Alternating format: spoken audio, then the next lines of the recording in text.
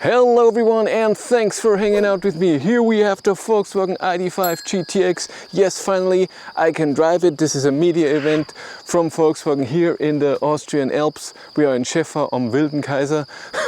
Never been here. It was a really nice hotel where they planned everything. I didn't stay overnight. I just came here today to drive. This car, very cool. Check out the video. Has software 3.1. Made a video about that. There are new features in there that are really cool. Id.5 looks very sleek. Looks a bit better than the Id.4, I would think. Say, my opinion. But overall, the car is exactly the same. There's no big difference. When it comes to the Id.4, it's the same platform, it's just a different chassis, especially here in the back. And there is a little difference thing. I took a picture, they had it there, you can see it here. What the difference is in height and everything. They done it really well. It's just a few millimeters here and there, but it's not a big thing. Let's look at the car in a bit more detail. We have the trunk that of course has the easy open, where you just do the leg thing and then it opens up, which by the way is horrible when you, like me, have in the garage the cable here and then you have to plug in here and then the cable goes underneath the car, then the trunk opens when it moves. We have 12, though we have the tow hook, we have the 12-volt outlet there, we have the second compartment here, and underneath there's even more for a cable. Lock for the trunk, opens in a reasonable time. Look at the rear seats. We have a little pocket. It's a deep pocket. We have tiny pockets here. We have the middle armrest with two cup holders and a tunnel to get into the trunk. Down here we have temperature control and air vents and two USB-Cs for the passengers in the rear, and we have two lights on the side, on each side. That's with all panoramic roof ID cars. Passenger side, we still also have memory seats. This will be saved. Though the passengers at the driver's side will be saved with the profile. We have a pocket down here. And we have the new color thing here. That looks nice, this blue. And it's all vegan interior. I don't know if the steering wheel is already not real leather anymore. They have this in the bus. The normal light controls that we all know. Our high beams, automatic high beams, of course. All the buttons on the steering wheel that we know from other ID cars. For your cruise control and your travel assist, and for your music and voice control, and the view in here. And in the middle we have the bigger screen that Id.4 has as well, with the menu button, climate assist system and your drive mode.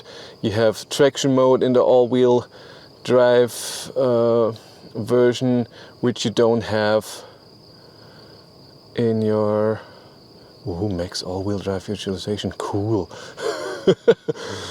We don't have in the only rear-wheel drive. And our glove box is also the same. We have 21-inch wheels on this car, huge tires. What is it, 235, 45, R21, and what are you? 255. Id.4 is the same, 235 and 255 in the rear. Now you can see the difference. It's just this rear part and then a spoiler that the Id.4 does not have. Id.5 is a beautiful car. The trunk space is almost the same. It's a bit of difference, a bit more when everything is up and a bit less when you fold the seats. Also now in the Id.5, no rear wiper anymore. But it just rained and I drove 80 and you can see where the rain went off. But I wasn't in strong rain, so I don't know. And check out the seating position. Here in this car we have memory seats on both sides, driver and passenger. And space is more than enough, especially here with the it's this much, so from here to here to the ceiling. It's a lot of room. Armrests are amazing. In the seat, in the door is very soft. There's still a bit of piano black here in the door, not a fan. And here in the middle, the armrest can be adjusted as in the ID.3, ID.4.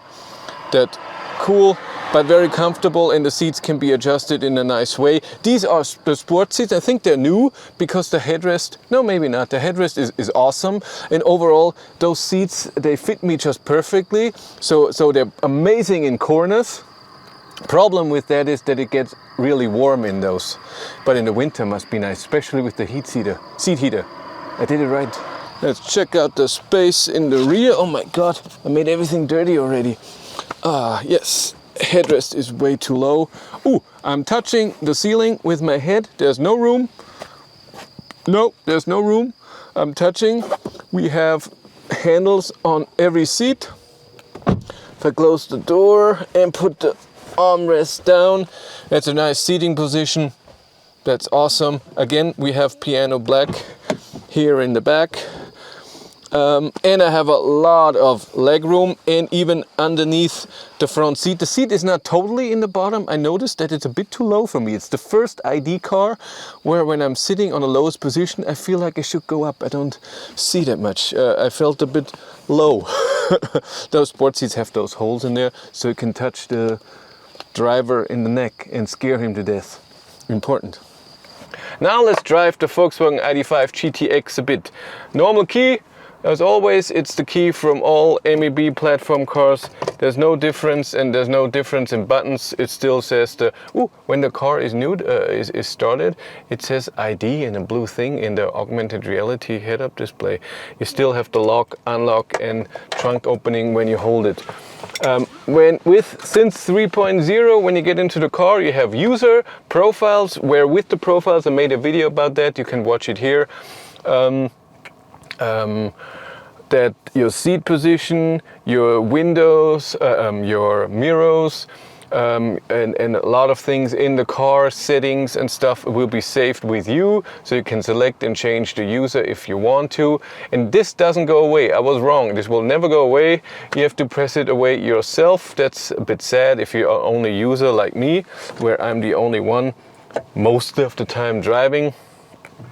But other than that, it's the same thing. You press on the brake and the car is on, and then with the gear selector, when you do it once, you are in D, and you press it the second time, then you're in B, brake mode, so you have a strong regen. And in D, you have either automatic regen, where the car sees it itself, it's starting to rain, or there's no regen, it's sailing.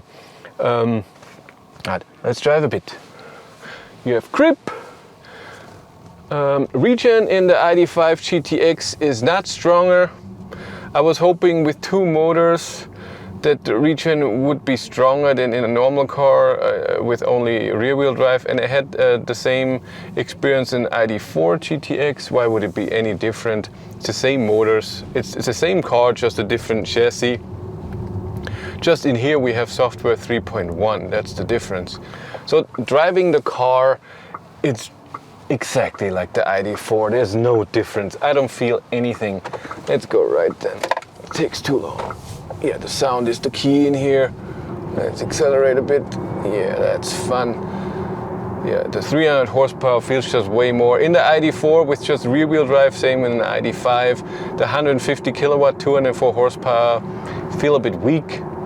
But with this, you finally have a bit of power, and that's just way better.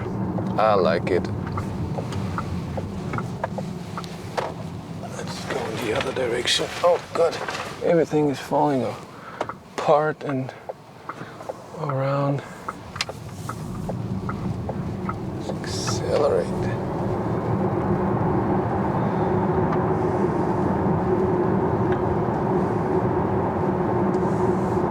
Acceleration is good. It's not extremely powerful, not like in the Volvo XC40 or C40 with all-wheel drive, or in the Polestar 2, where you have above 400 horsepower, 150 kilowatt front and rear. Here you have 150 in the rear and 80 kilowatt in the front, but it still feels good.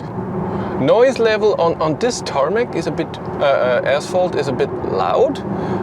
It could be the tires, and this is a weird asphalt here. Could be that. Consumption in difference to the ID.4 shouldn't be that much. I don't think it's a big thing. It will be a bit less, but not, oh my god, difference. And now look at that, we have our trip meter here in the instrument cluster. That's very cool. A lot of people like that. And now we have a kilowatt display for charging while charging. It still says the per minute, blah blah blah, 10 kilometers per minute, but now it also shows you the kilowatt. That's what we wanted, and that's cool. But ID.4, ID.5, and this is no different. So ID.5 is no different to ID.4. It's just an amazingly comfortable ride.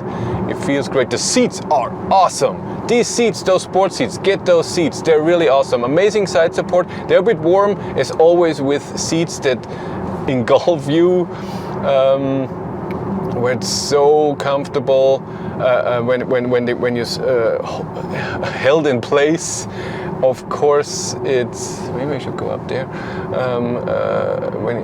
When you're held in place, it's always like that. That's totally normal. That then they get a bit warm. But amazing side support, and I love the headrest. Maybe the regen is more, but since this is a heavier car, bigger battery, bigger car, it feels the same than in my ID.3, which is lighter. Very possible.